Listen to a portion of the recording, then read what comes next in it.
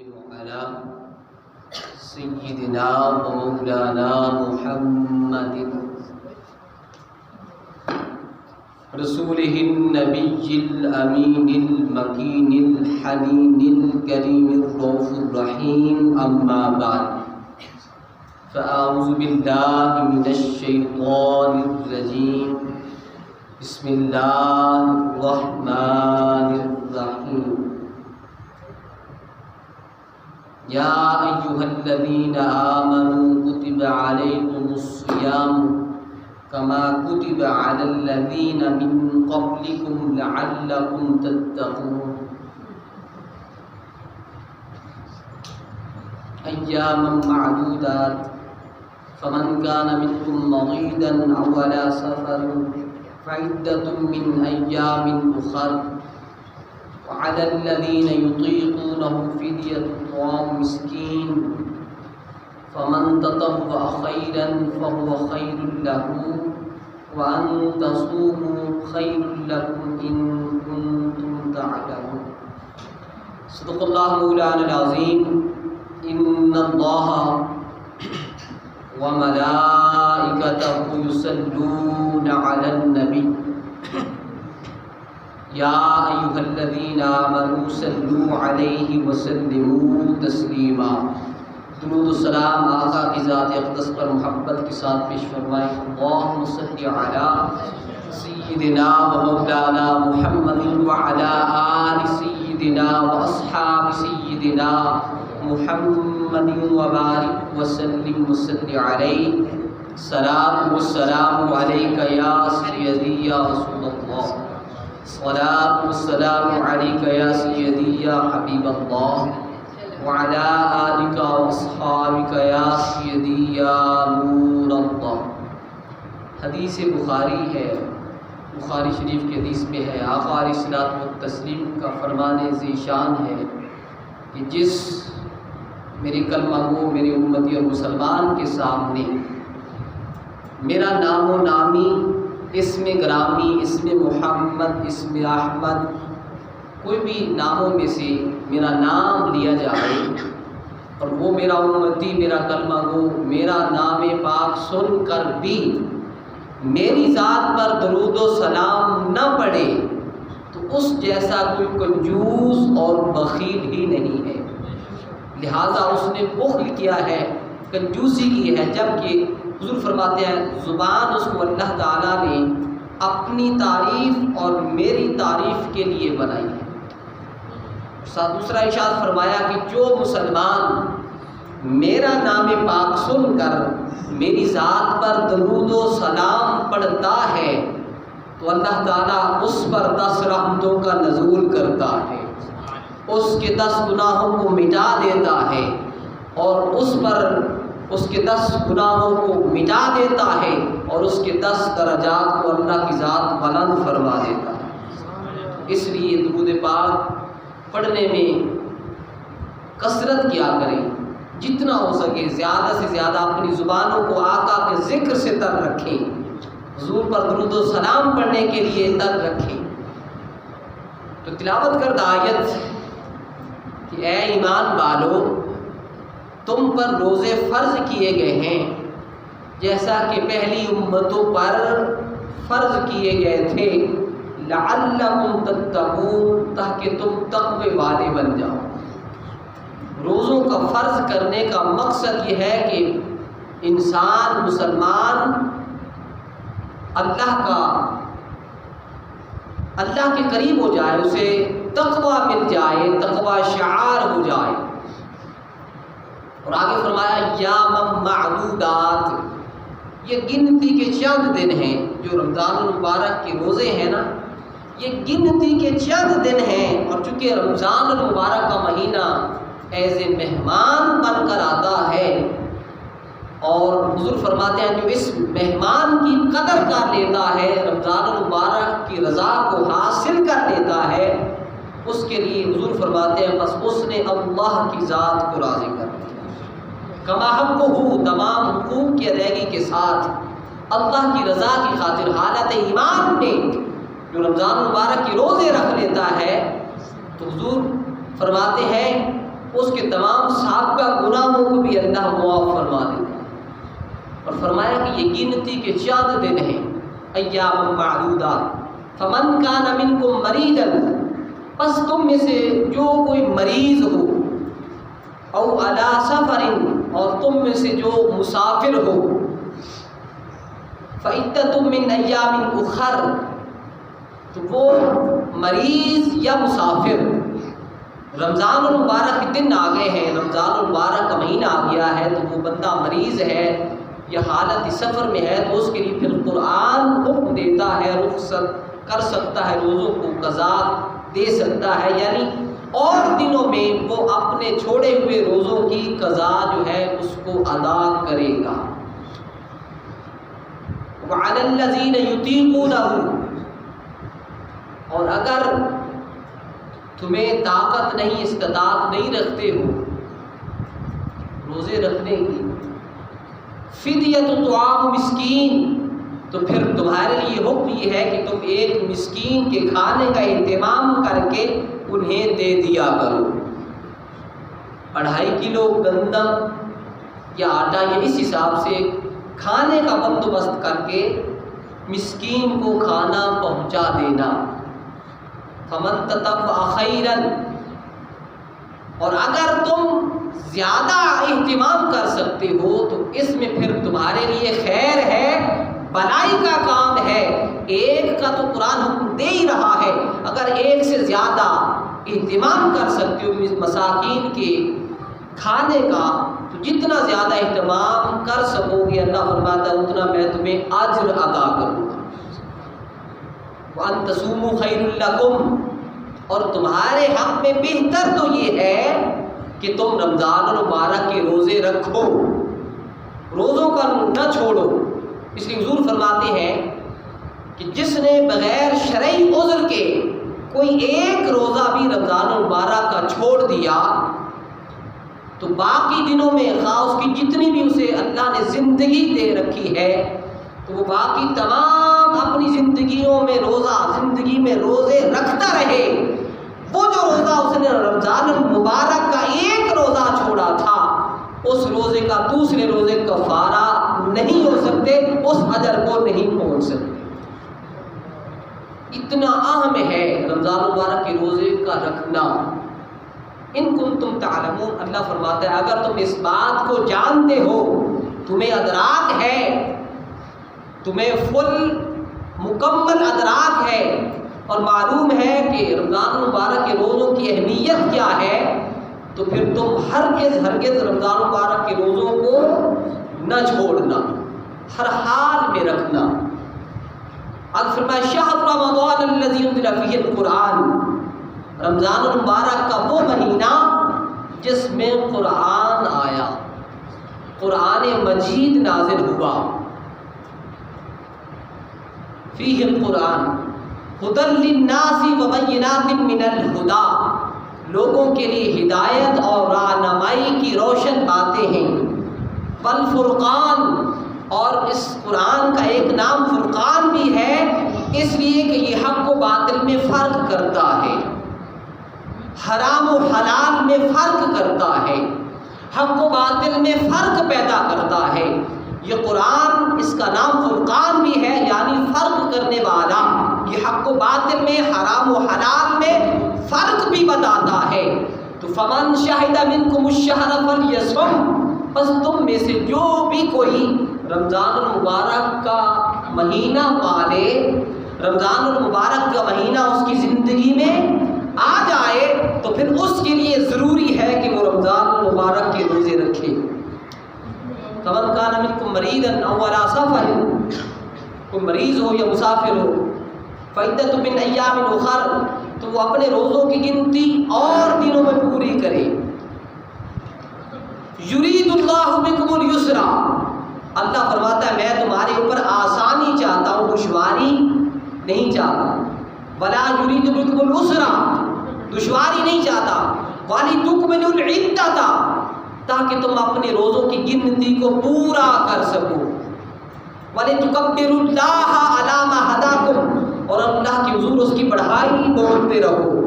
اللہ کی بڑھائی بیان کرتے رہو۔ اللہ کی عظمت کو بیان کرتے رہو. علی ما ہداکم, جس نے تمہیں دولت ہدایت عطا فرمائی ہے. وَلَعَلَّكُمْ تَشْكُرُونَ, تاکہ تم شکر گزاروں میں سے ہو جاؤ. اللہ فرماتا ہے تم لوگ شکر گزاروں میں سے ہو جاؤ, نہ شکروں میں سے نہ ہونا. جن کو اللہ فرماتا ہے میں نے نعمتیں دی ہیں اور پھر انہوں نے میری نعمتوں کو کفران نعمت کیا, یعنی میری نعمتوں کی شکر گزاری نہ کی, تو پھر اللہ فرماتا ان جیسے لوگوں کی طرح نہ ہونا, بلکہ لعلکم تشکرون. اللہ فرماتا ہے میں تو چاہتا ہوں کہ تم شکر کرنے والوں میں سے ہو جاؤ, شکر گزاروں میں سے ہو جاؤ. تو اس آیت میں فرمایا مریض کے لیے رخصت ہے, مسافر کے لیے رخصت ہے, اور دودھ پلانے والی عورت کے لیے رخصت ہے. رمضان مبارک کا مہینہ ہو اور یہ اشخاص, یہ مرد و حضرات اور خواتین و حضرات, ان کے لیے رخصت ہے. بیمار کے لیے, مسافر کے لیے, دودھ پلانے والی عورتوں کے لیے, حاملہ عورتوں کے لیے, اور شیخ کبیر جو بہت زیادہ لاغر ہے, بوڑھا ہے, چانس ہی نہیں ہے کہ کیا اس کی صحت پھر دوبارہ بحال ہوگی, تو اس کے لیے بھی پھر رخصت ہے. قرآن اجازت دے رہا ہے, لیکن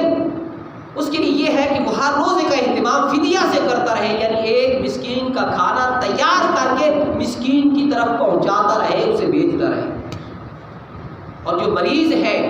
جب صحت یاب ہو جائے تو پھر بعد میں جو روزے رمضان المبارک کے چھوڑے تھے ان روزوں کی گنتی کو پورا کرے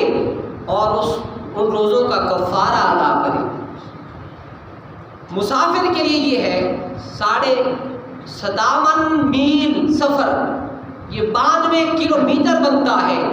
3 دن کی مسافت بنتی ہے, تو اس کے لیے پھر رخصت ہے. اگر تو وہ وقت سحری سے پہلے سفر اختیار کر رہا ہے, جہاز کا سفر ہے, ٹرین کا ہے, یا اور کسی سواری کا, اس نے سحری کے وقت سے پہلے نکلنا ہے تو پھر اس کو یہ بھی رخصت ہے, وہ روزہ نہ رکھے. ہاں اگر وہ سحری کے بعد, نماز فجر کے بعد اس نے سفر کو اختیار کرنا ہے تو پھر اس کے لیے یہ فرض و واجب ہے کہ روزہ پہلے رکھے گا اور پھر بعد میں اپنے سفر کو اختیار کرے گا. تو اسی طرح مدت رضاعت والی جو عورتیں ہیں, دودھ پلانے والی, ان کے لیے بھی اجازت ہے کہ ان دنوں میں نہ رکھیں, لیکن بعد میں روزوں کی گنتی کا کفارہ ضرور ادا کریں. اور پھر وہ عورتیں ہیں جو حاملہ ہیں, امید سے حمل والی ہیں, ان کے لیے بھی. اور بزرگ شائخ, وہ شیخ کبیر جو بزرگ ہے, بڑا زیادہ عمر والا, لاغر ہے, کمزوری ہے, نقاہت ہے, جس میں پھر اس کے لیے بھی رخصت ہے. ان احباب خواتین و حضرات کے لیے رخصت ہے رمضان مبارک کے روزوں کے چھوڑنے کی, لیکن بعد میں فرمایا وَلِتُكْمِلُوا الْعِدَّةَ, جب وہ صحت یاب ہو جائیں یا سفر سے واپس پلٹ آئیں, یا وہ جو امید سے تھیں تو بچہ جنم دے دیا, یا پھر حیض و نفاس والی عورتیں ہیں, جب یہ ایام گزر گئے اس کے بعد, یا پھر وہ بزرگ لاغر نحیف کمزور حضرات, تو جب وہ واپس آ جائیں, اصلی حالت میں لوٹ آئیں, تو پھر ان کے لیے قرآن حکم دیتا ہے کہ وہ جو روزے رمضان المبارک کے چھوڑے تھے ان روزوں کو کفارہ دینا اور روزوں کو ادا کرنا اور ان روزوں کی گنتی کو پورا کرنا, پھر وہ دوبارہ سے ادا کرنے کا قرآن میں اللہ حکم فرما رہا. اس لیے حضور فرماتے اگر میری امت کو رمضان المبارک کی فضیلت, اہمیت اور مقام و مرتبہ معلوم ہو جائے تو حضور فرماتے ہیں وہ پھر یہ تمنا کریں, یہ آرزو اور خواہش کریں کہ باری تعالیٰ ہم تو چاہتے ہیں کہ سارا سال ہی رمضان المبارک ہی ہو, تاکہ ہم ہم کو تیری رضا کی خاطر رمضان المبارک کے روزے رکھتے رہیں اور تیری رضا کو حاصل کرتے رہیں. حضرت ابو ہریرہ رضی اللہ تعالیٰ عنہ سے روایت ہے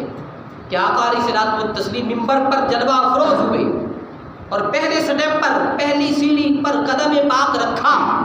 تو آقا نے فرمایا اپنی زبان اقدس سے لفظ آمین. دوسرے درجے پر رکھا تو میرے آقا نے فرمایا آمین. تیسرے درجے پر پیارے آقا نے قدم مبارک رکھا تو پھر بھی پڑھا لفظ آمین, 3 مرتبہ آمین آمین آمین فرمایا, جبکہ پہلے ایسا نہیں فرماتے تھے. تو صحابہ نے عرض کی یا رسول اللہ صلی اللہ علیہ وسلم اس میں کیا حکمت ہے؟ آج جب ممبر پر سوار ہو رہے تھے تو پہلے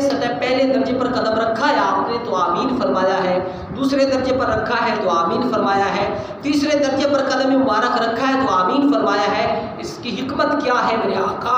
لفظ آمین فرمانے کی؟ آقا علیہ الصلوۃ والسلام فرمایا صحابہ سن لو،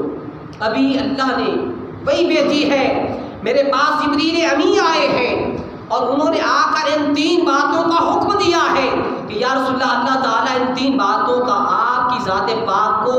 حکم دے کر یہ ارشاد فرما رہا ہے۔ پہلا حکم یہ ہے، جبریل عرض کرے یا رسول اللہ فرماتا ہے کہ جس مسلمان کی زندگی میں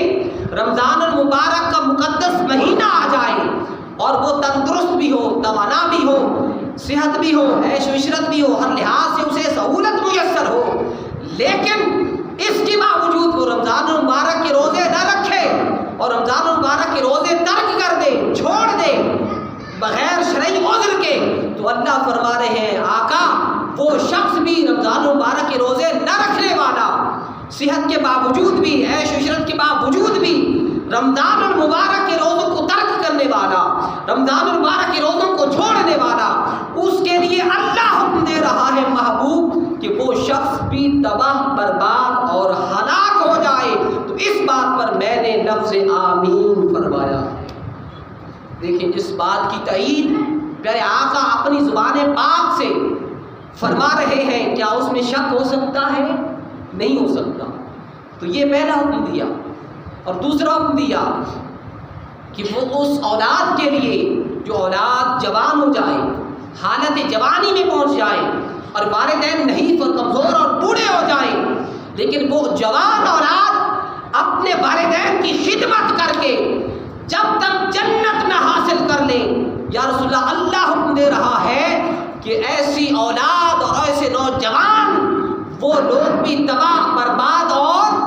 ہلاک ہو جائیں۔ اس جبرائیل کے کہنے پر اور اللہ کے حکم پر میرے آقا نے لفظ آمین فرمایا۔ اور تیسرا حکم وہ یہ تھا کہ جبریل امین نے کہا یا رسول اللہ، تیسرا حکم اللہ یہ فرماتا ہے کہ آپ علیہ الصلوۃ والسلام کی ذات پاک جب آپ کا نام پاک لیا جائے اور وہ لوگ آپ پر درود و سلام آپ کا نام پاک سن کر بھی نہ پڑھیں، تو اللہ فرما رہا ہے، حکم دیتا ہے کہ ایسے لوگ بھی تباہ برباد اور ہلاک ہو جائیں۔ تو میرے آقا نے فرمایا آمین۔ اب 3 باتوں پر آقا نے فرمایا، ایک وہ جو مسلمان ہو کر تندرست ہو کر عیش و عشرت بھی ہے، ہر لحاظ سے سہولیات بھی ہے،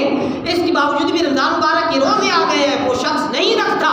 تو اللہ حکم دیتا ہے ایسا شخص تباہ ہو جائے۔ حضور اس بات پر آمین فرماتے ہیں۔ تو غور کرنے کی بات ہے کہ جب کوئی ایسا ہے اور اس کے باوجود بھی روزے نہیں رکھے گا، وہ آقا کے فرمان کے مصداق بن جائے گا، تو اس کے لیے پھر ہلاکت ہوگی۔ ہمیں اس بات سے تائب ہو جانا چاہیے کہ یہ وقت خدا دوبارہ ہمارے نصیب میں کرے گا یا نہیں۔ یہ مقدس گھڑیاں، یہ وہ محترم گھڑیاں جس کی رمضان مبارک کی ہر ساتھ اور ہر گھڑی میں اللہ تعالیٰ کی بخشش، عطا، مغفرت، نجات کے بخشش پروانے عطا کرتا رہتا ہے۔ جب یہ اتنے اللہ کی رحمتوں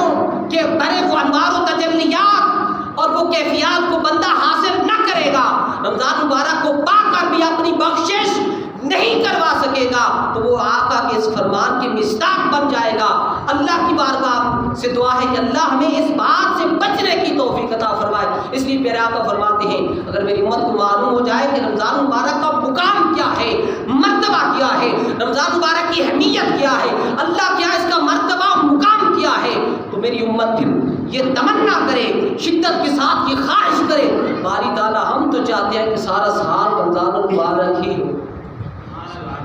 اور اس کے بعد پھر دوسرا فرمایا جو درود و سلام نہ پڑھے آقا، تو اس لیے درود و سلام جب آقا کا نام آ جائے تو یہ فرض واجب اور ضروری ہے کہ آقا کی ذات پر درود اور سلام پڑھا جائے۔ زیادہ نہیں پڑھ سکتے تو کم از کم اتنا پڑھنا واجب ہے صلی اللہ علیہ وآلہ وسلم۔ اور تیسرا فرمایا کہ والدین بوڑھے ہو جائیں، اولاد جوان ہو جائے، لیکن وہ اولاد اپنے والدین کی خدمت کر کے بخشش کا سامان نہ کر سکیں، تو ان کے لیے اللہ فرماتا ہے محبوب وہ لوگ بھی تباہ برباد اور ہلاک ہو جائیں۔ اسی طرح آگے آقا علیہ الصلوۃ والتسلیم فرماتے ہیں، حضرت ابو ہریرہ رضی اللہ تعالیٰ عنہ سے روایت ہے کہ بغیر شرعی عذر کے جو روزہ چھوڑ دیتا ہے وہ ساری زندگی روزے رکھتا رہے تو روزوں کو وہ جو چھوڑا تھا رمضان مبارک کا اس روزے کو نہیں پہنچ سکتا۔ اور پھر ایک اور روایت ہے اور ایک واقعہ بھی ہے، ایک مجوسی تھا، مجوسی بخارا شہر کے رہنے والا، اور اس کے ساتھ اس کا بیٹا تھا، رمضان مبارک کا مہینہ تھا تو وہ بازار سے گزر رہے تھے اور اس کا جو بیٹا تھا نا مجوسی کا، اس نے اعلانیہ کچھ کھانا پینا شروع کر دیا تو اس کی باپ نے اسے منع کیا، روکا، بیٹا یہ رمضان المبارک ہے، مسلمانوں کا مقدس مہینہ ہے، تو تم شرعام کیوں کھا اور پی رہے ہو، چھپ کر کھا لو۔ تو اس بیٹے نے عرض کی، ابا حضور آپ بھی تو کھاتے اور پیتے ہیں۔ تو ابا نے کہا، اس کے والد نے کہا، بیٹے میں کھاتا تو ضرور ہوں لیکن اندر بیٹھ کر چھپ کے کھاتا ہوں، اس ماہ مقدس کا احترام کرتا ہوں، رمضان المبارک کے مہینے کا ادب کرتا ہوں۔ تو اس نے تھپڑ مار دیا، تماچا لگا دیا اپنے بیٹے کے چہرے پر اور تنبیہ کی کہ ایسا اب کے بعد نہیں کرنا۔ وہ رمضان مبارک کا ادب کرتا تھا وہ مجوسی، تو پھر اس کا جب وقت موت قریب آ گیا تو مرنے کے بعد کسی نے اس کو خواب میں دیکھا، اس مجوسی کو، اور اس سے حال پوچھا کہ تو مجوسی تھا، مسلمان ہی نہیں تھا، اس کے باوجود تو جنت میں ہے اور ٹہل چہل کر رہا ہے۔ تو اس نے کہا، ہاں واقعی میں مجوسی تھا، لیکن جس وجہ سے مجھے اللہ نے دولت ایمان عطا کر دیا تھا اور مرنے کے بعد پھر جنت عطا کر دی تھی، وجہ یہ ہے کہ میں رمضان المبارک کے مہینے کا ادب اور احترام کیا کرتا تھا تو مجوسی، مسلمان تو نہیں تھا، لیکن مسلمانوں کے مقدس مہینے کا ادب و احترام کیا کرتا تھا۔ تو اس رمضان المبارک کے ادب و احترام کرنے کی وجہ سے جب میرا موت کا وقت قریب آیا تو اللہ نے مجھے دولت ایمان عطا کر دیا تھا، ایمان کی دولت عطا کر دی تھی، اور جب ایمان عطا کر دیا تھا تو پھر مرنے کے بعد اور موت کے بعد اللہ نے مجھے احترام رمضان کی وجہ سے جنت عطا فرما دی ہے۔ اب میں جنت کے باغوں میں ہوں اور جنت کی موسم میں ہوں اور میوہ جات کھاتا اور پیتا ہوں۔ وجہ یہ ہے کہ اور تو کوئی عمل نہ تھا، یہی ایک عمل تھا، کیا کہ میں رمضان المبارک کا ادب اور احترام کرتا تھا۔ ارے مسلمان بھائیوں کو مجوسی ہو کر رمضان المبارک کا ادب کرے تو اللہ تعالیٰ اس کو بھی اجرت عطا فرما دے، اسے خالی نہ جانے دے، اسے دوزخ کا ایندھن نہ بننے دے، بلکہ اس کو بچا کر وقت مرگ قریب کی دولت ایمان بھی اللہ عطا کر دیتا ہے اور ایمان کے بعد جنت بھی عطا کر دیتا ہے۔ اسی طرح مولا کائنات حضرت علی مرتضیٰ رضی اللہ تعالیٰ آپ قبرستان میں زیارت کے لیے تشریف لے گئے، زیارت قبور کے لیے، تو ایک قبر پر نظر پڑی، وہ تازہ قبر تھی، تو وہاں رک گئے۔ دل میں خیال آیا کہ اس قبر والے کے حالات کو تو معلوم کروں کہ اس کے ساتھ کیا گزر رہا ہے، اس میت کے ساتھ کیا بیت رہا ہے، بس خیال کا کرنا ہی تھا کہ مقامی ولایت تھا۔ تو پھر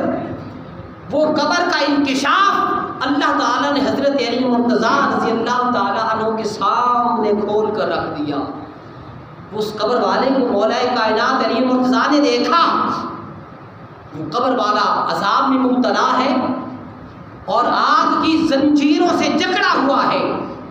اور آگ دوزخ کی اسے جلا رہی ہے، وہ آگ کی تیش میں ہے، آگ کی تپش میں ہے، جل رہا ہے۔ اور جب اس نے دیکھا کہ یہ علی مرتضیٰ ہے تو فریاد کرنے لگا، آہ بکا کرنے لگا اور پکارنے لگا، یا علی، اے علی اب میری فریاد سنیے، میں بہت زیادہ مغموم ہوں اور آگ کا ایندھن بنا ہوا ہوں، آگ مجھے جلا رہی ہے۔ مسلمان تھا، لیکن علی پاک آپ کرم فرمائیں، نظر اتفاق فرمائیں، مجھے اس آگ کے اس عذاب سے نجات اللہ کی حضور عطا فرما دیں۔ تو علی المرتضیٰ نے جب اس کا حال یہ سارا ماجرا دیکھا قبر کا، وہ آگ میں عذاب میں مبتلا تھا، تو وہ اللہ کے حضور علی المرتضیٰ کے ہاتھ اٹھ گئے اور عرض کرنے لگے باری تعالیٰ اس کو عذاب سے تخفیف عطا کر، بلکہ عذاب اس سے اٹھا دے۔ تو اللہ نے فرمایا اے علی اس کے عذاب کی تخفیف اور اس کی سفارش اور بخشش کی بات نہ کرو۔ تو عرض کرتے باری تعالیٰ یہ کیا ماجرا ہے؟ تو اللہ نے فرمایا علی وجہ یہ ہے کہ یہ تھا تو مسلمان، تھا تو کلمہ کو، لیکن یہ روزے بھی رکھتا تھا، لیکن اس کے باوجود روزہ رکھ کر بھی گناہوں سے اجتناب نہیں کرتا تھا، گناہوں سے بچتا نہیں تھا، احترام رمضان نہیں کرتا تھا۔ یہ رمضان المبارک کے ہونے کے باوجود اور روزے کے ہونے کے باوجود بھی گناہوں کی غلطیوں میں لت پت رہتا تھا، نہ آنکھوں کو بچاتا تھا، نہ کانوں کو بچاتا تھا گناہوں سے، نہ پاؤں کو بچاتا تھا، نہ اپنی سر کی آنکھ کو بچاتا تھا۔ اس کا سارا جسم ہوتا تو روزے سے تھا، لیکن اس کے باوجود بھی گناہوں سے یہ شخص یہ بندہ بچتا نہیں تھا۔ اس لیے علی اس کی سفارش نہ فرمائے۔ علی مرتضیٰ نے اپنی پیشانی وہ اللہ کے حضور جھکا دی اور رونے لگ گئے۔ عرض کی باری تعالیٰ جو بھی تھا جیسا تھا، بس ہم دعا کرتے ہیں مولا اس کی بخشش فرما دے، مغفرت فرما دے۔ تو علی پاک کی اس دعا کو اللہ نے نہ ٹالا اور اللہ نے بتا دیا تھا یہ تھا تو مسلمان، لیکن کوئی طریقہ کار مسلمانی اس کے اندر نہیں تھا۔ تو اس وجہ سے جب علی پاک نے اس کے لیے دعا فرمائی اور اللہ کے حضور آنسو بہا کر دعا کرتے رہے، تو اللہ نے بالآخر اس کو بخشش اس کی کر دی اور علی پاک کی سفارش کو قبول فرما کر اسے بخش دیا۔ ارے دیکھیں رمضان مسلمان ہو کر بھی جو رمضان المبارک کا احترام نہیں کرتا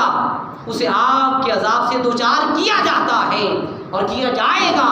لیکن مجوسی ہو کر اگر کوئی مجوسی ہے اور اس کے باوجود بھی وہ رمضان مبارک کا احترام کرتا ہے، رمضان مبارک کا ادب کرتا ہے، اللہ اسے دولت مر کے قریب مرنے سے پہلے دولت ایمان بھی عطا کرتا ہے اور ایمان کے بعد پھر اسے جنت بھی عطا کرتا ہے۔ اس لیے دیکھیں آقا علیہ الصلوۃ والتسلیم فرماتے ہیں رمضان کا وہ مہینہ ہے، یہ لاکھی مہینہ ہے، یہ اللہ کی حضور کمائی کرنے کا مہینہ ہے اور اللہ کی حضور اپنے دامن کو پھیلانے کا مہینہ ہے، یہ بخشش و عطا کا مہینہ ہے، اللہ کی طرف سے مغفرت کا مہینہ ہے، اس کی طرف سے نجات کا مہینہ ہے اور اس کی طرف سے بخشش کا پروانے اللہ عطا مخلوق کو کرتا ہے۔ جو رمضان المبارک کا مہینہ پالے اور اس کے روزے نہ رکھے، اللہ فرماتا ہے ایسے لوگوں کے لیے پھر اللہ کی ناراضگی کا وہ حصہ بنیں گے اور اللہ کا ان لوگوں پر غضب ہوگا اور وہ ناراض ہوگا کہ میں نے قرآن میں حکم کر دیا تھا کہ اے ایمان والو تم پر روزے فرض ہیں جیسا کہ پہلی امتوں پر فرض کیے گئے تھے، لعلکم تتقون۔ روزوں کا فرض کرنے کا مقصد یہ ہے امت مسلمہ کہ لعلکم تتقون، تاکہ تم تقوی والے بن جاؤ، پرہیزگار ہو جاؤ، متقی ہو جاؤ اور تمہارے اندر وہ تقوی کی کیفیت پیدا ہو جائے، پھر سے تمہارے ایمان کو جلا مل جائے، ایمان کی زندگی میں تر و تازگی آ جائے۔ لہٰذا حضور علیہ الصلوۃ والتسلیم تو یوم وصال کے روزے رکھتے تھے، وہ آقا علیہ الصلوۃ والتسلیم کی ذات پاک کو دن کا بھی روزہ رکھتے اور رات کو بھی روزہ ہوتا، 24 گھنٹے کا آقا کی ذات کو روزہ ہوتا۔ بعض صحابہ نے دیکھا کہ ہمارے آقا دو جہاں دن اور رات 24 گھنٹے کا روزہ رکھ رہے ہیں، تو کچھ صحابہ نے آقا کی ادا کو اپنانے کے لیے، چونکہ صحابہ وہ تھے آقا کی اداؤں کو تکتے رہتے تھے اور حضور کی اداؤں کو اپناتے رہتے تھے، اور کوئی غرض نہ ہوتی یہی آقا کی رضا مطلوب ہوتی۔ ایک صحابی ایک میدان میں نکیل سے پکڑ کر اونٹ کی نکیل سے اونٹ کو گھما رہے تھے، لوگوں نے پوچھا بھائی کیا وجہ ہے گھمانے کی؟ اس نے کہا اور تو کوئی وجہ نہیں، ایک مرتبہ اسی میدان میں نے آقا دو جہاں کو اپنے رجبان نبی کو دیکھا تھا، وہ اپنی اونٹنی کو نکیل سے پکڑ کر اس میدان میں گھما رہے تھے، بس آقا کی ادا کو ادا کر رہا ہوں۔ اس لیے حضور کی ادا کو وہ اپناتے اور تکتے رہتے، اپناتے رہتے۔ حضور کو 24 گھنٹے کا روزہ ہوتا۔ آخری بات تو کچھ صحابہ نے روزے رکھنے شروع کر دیے، دن کو بھی رکھنے رات کو بھی، لیکن صحابہ کمزور ہوتے چلے گئے، لاغری آتی گئی، ہڈیاں نمایاں ہوتی گئی، جسم کمزور ہوتا گیا، نمازوں میں آتے تو لڑکھڑا جاتے، بیٹھ جاتے۔ آقا نے پوچھا صحابہ تجھے کیا ہو گیا ہے کہ تمہاری ہڈیاں نمایاں ہو رہی ہیں، کمزور ہو رہے ہیں؟ صحابہ نے اس کی یا رسول اللہ اور تو کوئی وجہ نہیں۔ آقا آپ کی ذات کو وصال کے روزے رکھ رہے ہیں، 24 گھنٹے کا روزہ ہوتا ہے۔ ہم نے بھی چاہا کہ ہم یہ آقا کی سنت پر عمل کریں۔ اس وقت میرے آقا نے صحابہ کو فرمایا صحابہ تم ہو تو میری نسبت والے، میری صحبت والے، اور میری فیض صحابہ سے تمہیں صحابی بنایا گیا ہے، لیکن حضور فرماتے ہیں ایکم مثلی، اے صحابہ کیا تم میری مثال ہو سکتے ہو، میری مثل بن سکتے ہو؟ میرے آقا نے فرمایا ہرگز نہیں۔ ارے صحابہ میرا رب تو وہ ہے جو مجھے ایسے لمحات میں کھلا بھی دیتا ہے اور پلا بھی دیتا ہے، اوروں کو پتہ ہی نہیں ہوتا۔ اس لیے یہ آقا کا مقام تھا۔ اس لیے مومنو رمضان المبارک کا مہینہ رواں دواں ہے اور یہ مہمان مہینہ جا رہا ہے، اپنے سفر کو جاری رکھتے ہوئے تو ہم اس کی قدر کر لیں اور اس کے لمحات میں اس کی رضا کو حاصل کر لیں، اللہ کی رضا کو حاصل کر لیں۔ اور اس لیے یہ جب اللہ کی حضور پیش ہو جائے، واپس چلا جائے گا، تو یہ جا کر گواہی دے دے کہ اللہ تیرے فلاں بندوں نے میری قدر کی ہے، راتوں کو قیام کرتے تھے، تلاوت قرآن سماعت کرتے تھے، دن کو تیری رضا کی خاطر روزہ رکھتے تھے۔ اور آقا نے بھی فرمایا جو کما حق کو ادائیگی کے ساتھ روزے رکھتا ہے، نماز تراویح کا اہتمام کرتا ہے، امام تلاوت قرآن کرتا رہتا ہے اور شریعت مصطفیٰ پر پابندی کے ساتھ چلتا رہتا ہے، تو پھر حضور فرماتے ہیں بروز محشر اور بروز قیامت یہ قرآن بھی سفارش کرے گا اور رمضان مبارک بھی سفارش کرے گا۔ تو اس لیے ایسے اس عمل کو مضبوط کر لو، ہو سکتا ہے کہ یہ دوبارہ ہماری زندگیوں میں رمضان مبارک دوبارہ نصیب ہو یا نہ ہو۔ جو اللہ نے نصیب کر رکھا ہے تو لمحات کو ضائع نہ کریں، اپنے وقت کا ضیاع نہ کریں، بلکہ رمضان مبارک کی رضا کو حاصل کر لیں، اللہ کو خوش کر لیں، اللہ کو منا لیں۔ اس لیے اللہ خود فرماتا ہے صوم لی وانا اجزی بہ، کہ روزہ میرے لیے ہے اور اس کی جزا براہ راست خود میں مالک رب الارباب ہو کر بندوں کو ادا کرتا۔ تو اس لیے جس نے رمضان المبارک کی رضا کو حاصل کیا وہ یوں سمجھ لیا، آقا فرماتے ہیں کہ اس نے اللہ کی رضا کو پا لیا۔ تو دعا کرتے ہیں کہ اللہ تبارک و تعالی ہم سب کو رمضان المبارک کا ادب احترام کرنے کی اور ماہ مقدس کی روزے رکھنے کی کما حق ہو تمام حقوق کی ادائیگی کے ساتھ اللہ تعالی ہم سب کو توفیق عطا فرمائے اور ہم سب کو سچا پکا مسلمان اور مومن اور آقا کا امتی، آقا کا غلام بننے کی اللہ ہم سب کو توفیق عطا فرمائے۔ آمین وآخر دعوانا الحمدللہ رب العالمین۔